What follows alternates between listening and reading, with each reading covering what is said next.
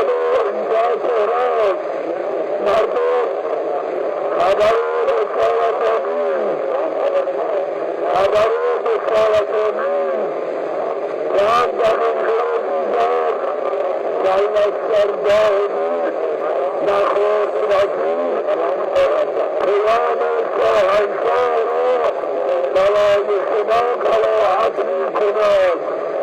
مردم شهرستان‌های ایران بیدار و هوشیار باشید. مصدق خائن فرار کرده است. هزاران نفر را در تهران امروز مصدق خائن به مسلسل بسته است.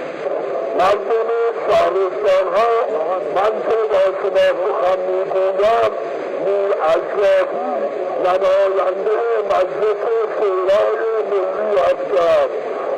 مردم امروز در تهران ملت قیام کرده و خانه مصدق، روزنامه اطلاعات، روزنامه کیهان، روزنامه داستان را آتش زدند.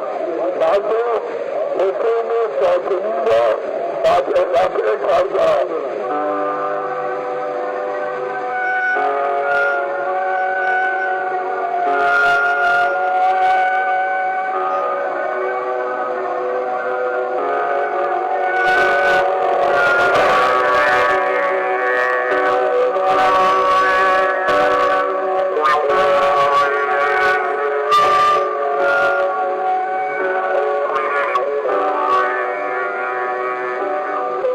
ملت عزیز ایران، مردم محترم شهرستان‌ها، این روز بزرگ تاریخی را از طرف مجمع مسلمانان مجاهد